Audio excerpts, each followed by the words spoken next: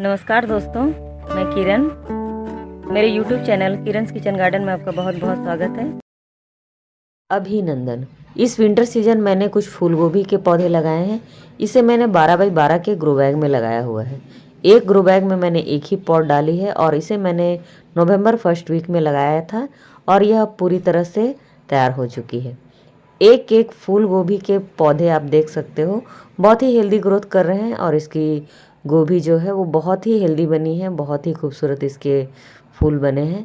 तो सभी जितने भी प्लांट यहाँ मैंने डाले थे, कुल 6 प्लांट यहाँ डाले हुए हैं, तो सभी में बहुत ही अच्छे से फूल गोभी बन रही है। पीछे के कुछ प्लांट जो हैं इसे मैंने 1 वीक के गैप में डाला था, तो ये अभी ग्रोथ ले रही हैं और इसे 1 वीक समय लगेगा तैयार होने में। तो दोस्तों, एक बार में सभी पौधों को लगा देने से एक ही बार में हार्वेस्टिंग मिलती है, इसलिए इसे 1 वीक के गैप में लगाया है। तो दोस्तों, मुख्य रूप से गोभी वर्गीय जितनी भी सब्जियां होती हैं वो विंटर सीजन में ही लगती हैं और विंटर सीजन में लगाने से, सही समय पर लगाने से इसकी हार्वेस्टिंग भी अच्छी मिलती है। अक्टूबर लास्ट वीक से दिसंबर लास्ट वीक तक हम इसे लगा सकते हैं। इस बीच लगाने से इसकी हार्वेस्टिंग बहुत ही अच्छी मिलती है, क्योंकि यह विंटर सीजन की फसल है। तो इस बीच लगाने से इसकी फसल जो है वो बहुत ही अच्छी तैयार होती है। तो चलिए, मैंने इसे कैसे लगाया है आज मैं वही बताने वाली हूँ। तो चलिए वीडियो को शुरू करती हूँ और बताती हूँ।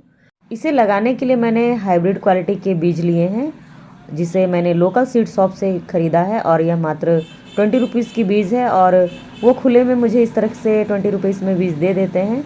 तो दोस्तों, लोकल सीड शॉप वाले यहाँ के क्लाइमेट के हिसाब से, यहाँ की मिट्टी के हिसाब से और यहाँ के किसानों के डिमांड के हिसाब से ही बीज मंगवाते हैं और इसका रिजल्ट मुझे हमेशा से बहुत ही अच्छा मिलता है। इसलिए मैं इस तरह के बीज का इस्तेमाल करती हूँ और लोकल सीड शॉप से ही बीज खरीदती हूँ। मुझे क्वेश्चन पूछी गई थी, इसलिए मुझे ये बताना पड़ा कि मैं लोकल सीड शॉप से ही बीज लेती हूँ और उसका इस्तेमाल मैं करती हूँ।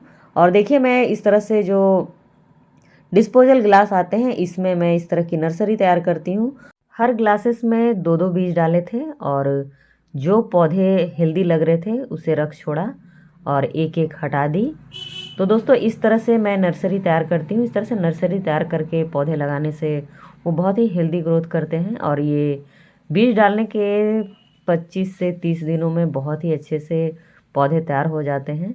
और अगर आप इस तरह से पौधे तैयार नहीं करना चाहते हो तो नर्सरी में इसके पौधे जो है वो तैयार मिलते हैं। आप नर्सरी से इसके पौधे खरीद कर ला सकते हो। बहुत ही सस्ते दामों में आपको इसके तैयार पौध नर्सरी में मिल जाएगी। आप वहाँ से इसे लाकर बहुत ही आसानी से जितनी ज़रूरत है आप उतनी लगा सकते हो। चलिए इसे लगाते हैं। तो दोस्तों, इसे लगाने के लिए मैंने 50% गार्डन सॉइल लिया है, 30% इसमें गोबर की खाद मिली हुई है, 10% पत्तों की खाद मिली हुई है और थोड़ी सी सरसों खली है, थोड़ी सी नीम खली है और थोड़ी सी फंगीसाइड ऐड करके मैंने मिट्टी तैयार की है। तो चलिए इसे लगाते हैं। इसे लगाने के लिए देखिए, बहुत ही आराम से इसे निकालिए। 2 उंगलियों के बीच फंसा कर इसे निकालना चाहिए ताकि इसके जड़ें जो हैं वो ज़्यादा डिस्टर्ब ना हो। इस तरह से निकालने से इसकी जड़ें जो हैं वो बहुत डिस्टर्ब हो जाती है और फिर इसके पौधों को मिट्टी में सेट होने में काफ़ी 1 वीक का समय लग जाता है। तो बहुत ही आराम से इसके पौधों को निकालिए और इस तरह से इसे ग्रो बैग में लगा दीजिए। इसे लगाने के लिए देखिए, मैंने 12 बाई 12 का ग्रो बैग लिया है और एक ग्रो बैग में मैं एक ही पॉट डाल रही हूँ। एक ग्रो बैग में एक पॉट डालने से इसके रिजल्ट जो हैं बहुत ही अच्छे मिलते हैं, क्योंकि पूरा पोषक तत्व जो है इस मिट्टी में, जितने भी पोषक तत्व हैं इस पौधे को मिलेंगे तो वो बहुत ही हेल्दी ग्रोथ करेंगे। 1 से 2 से 3 पौध लगा देने से इससे पोषक तत्व जो है अच्छे से मिल नहीं पाती हैं और पौधे जो है वो हेल्दी ग्रोथ नहीं करती हैं। तो जब भी आप इसके पौधे लगाएं, एक ही पौध लगाएं ग्रो बैग में, इसके रिजल्ट जो है आपको बहुत ही अच्छे मिलेंगे।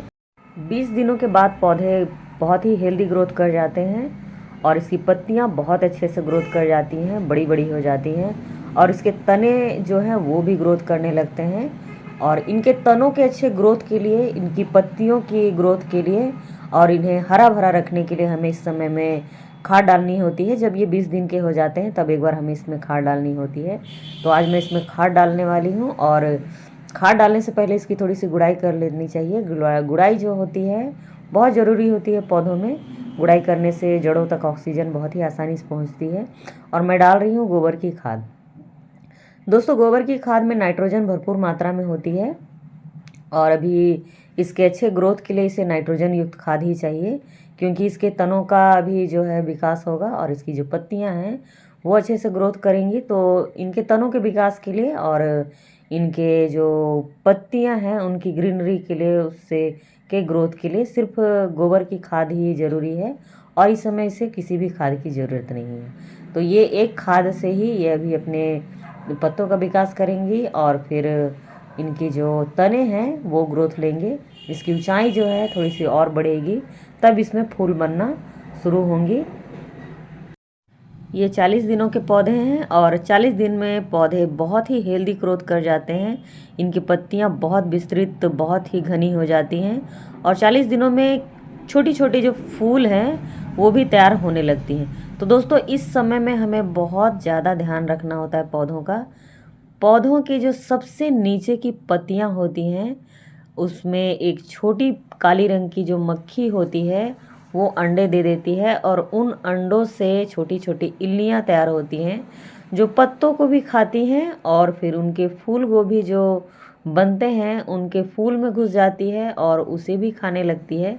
तो नीचे के पत्तों में हमेशा ध्यान दें, उन्हें पलट पलट कर देखते रहें, एक एक पत्तों को झांकते रहें उसमें और फिर उन्हें हटाते रहें, या फिर उनकी पत्तियां जो होती हैं उन्हें आप नीचे की पत्तियों को हटा दें पूरी तरह से, क्योंकि ये बहुत ज़्यादा घनी हो जाती हैं। तो नीचे की अगर पत्तियां, अगर 2-4 पत्तियां आप हटाते रहो तो कोई फ़र्क नहीं पड़ता, फूल फिर भी बहुत ही अच्छे से बनते हैं। लेकिन नीचे की पत्तियों में कीड़े लगते हैं तो या तो फिर आप उसे हाथ से हटा दीजिए या तो फिर आप पूरी इसकी पत्तियां जो है वो हटा दीजिए।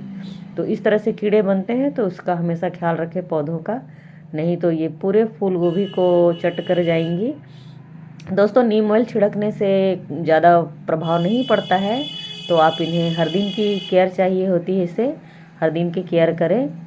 जितने भी पीले पत्ते होते हैं, नीचे के पत्ते होते हैं, आप उन्हें हटा दीजिए। तो इस स्टेज में जब फूल बन रही होती हैं तो हमें खाद डालनी होती है अपने पौधों में एक बार फिर से, तभी जो है इसके फूल जो है अच्छे से ग्रोथ करते हैं। पौधे 40 दिन के हो गए हैं और इसमें फूल बनने लगी है, तो अब एक अच्छे खाद की ज़रूरत है। तो देखिए मैं ले रही हूँ गोबर की खाद, और गोबर की खाद में नाइट्रोजन भरपूर मात्रा में होती है। इसके अलावा इसमें और भी बहुत सारे सूक्ष्म पोषक तत्व पाए जाते हैं और नाइट्रोजन युक्त खाद जो होती है हमें पौधों को हर स्टेज में देनी होती है।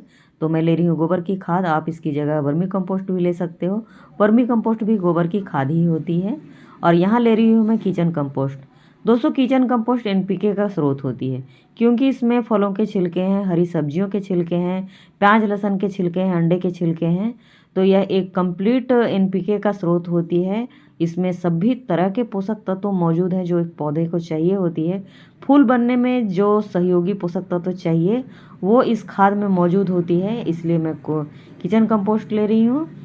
दोस्तों ये ले रही हूँ मैं अधजली धान की भूसी, इसे मैंने आधा जला रखा है।